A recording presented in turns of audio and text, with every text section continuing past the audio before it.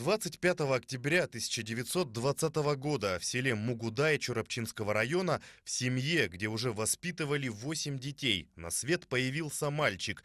В сложные годы коллективизации никто и подумать не мог, каких высот достигнет этот человек. Звали его Дмитрий Данилович Красильников.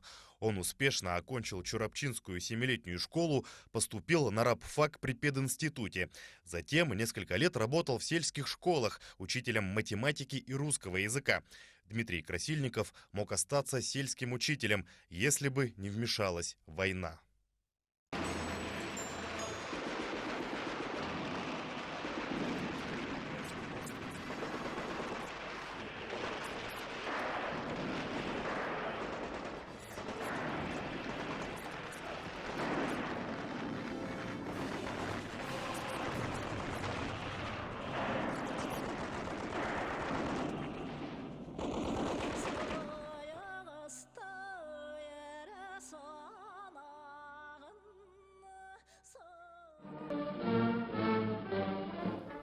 Я остался жив, выдержал испытания огнем и сталью, прошел через поле смерти, выполнил свой гражданский долг, храня честь в чистоте.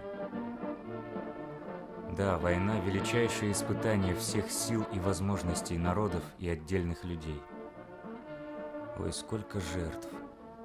Трижды будут прокляты те, кто останутся после войны в живых, если не сделают свою жизнь хорошей, действительно человечной, которой можно было бы гордиться. Они сделают позорное предательство, осквернение памяти миллионов павших на полях сражений воинов, если жизнь свою не устроят согласно тех идеалов, за которые боролись и гибли наши солдаты. Надежда только на будущее. Будем надеяться. Выстоим. Выдержим, как всегда. Будущее покажет.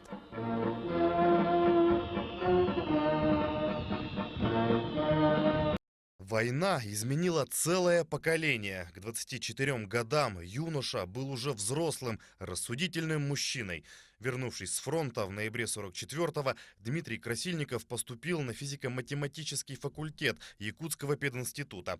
После успешного его окончания он начал свои исследования. Сначала изучал метеорологические эффекты в космических лучах, работал младшим научным сотрудником станции космических лучей при Якутской базе Академии наук СССР.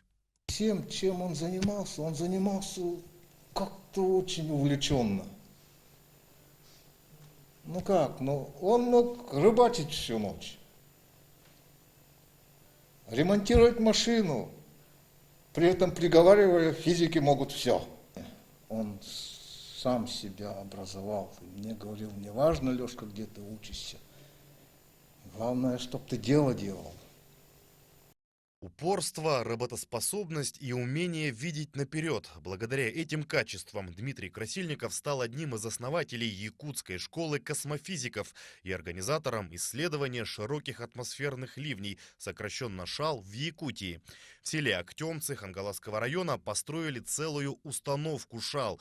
В ней проводили уникальные исследования. Благодаря успешным результатам якутскую установку начали посещать ученые со всего мира. Приезжали из Японии, Аргентины, Боливии, Англии, Америки, Германии и других стран.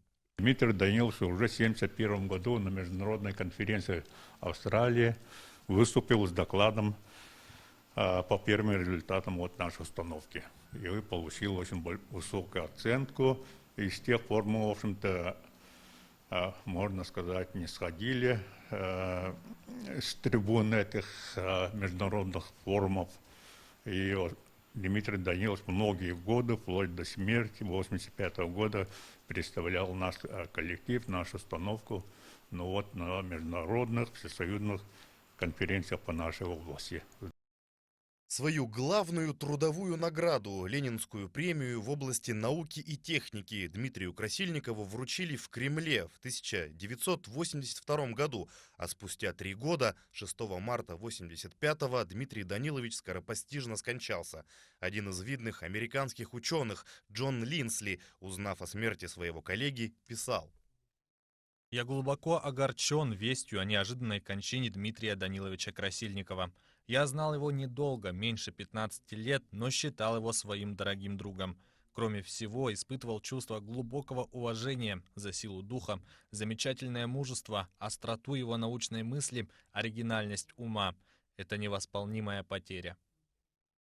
В этом году, год 75-летия победы над фашизмом, Дмитрию Даниловичу исполнилось бы 100 лет.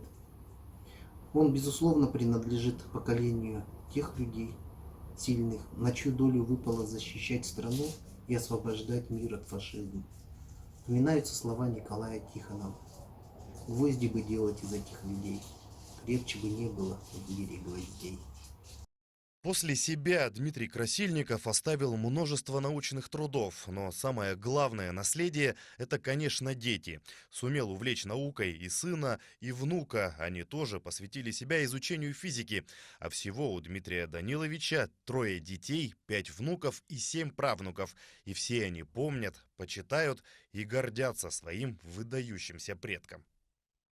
Папа очень любил нашу удивительную якутскую природу, охоту, рыбалку.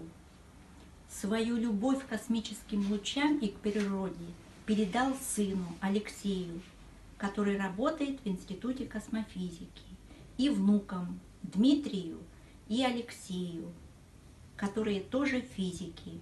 Дмитрий Данилович Красильников мой прадед. Я всегда его помню по рассказам родных людей. Он сделал многое для развития науки в республике и даже в мире. Его именем названы улицы и школы.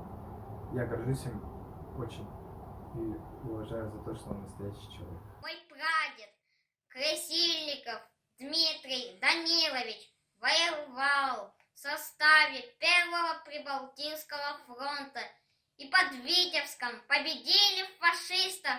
Мы гордимся своим прадедом. Арина Красильникова.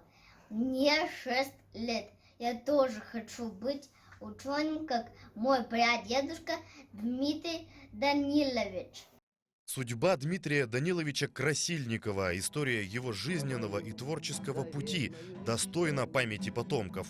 Даже война, страшная и беспощадная, не сломила, а напротив помогла ему найти в себе силы, чтобы стать доблестным примером для будущих поколений. Авантюристы, братья по крови горячей, устав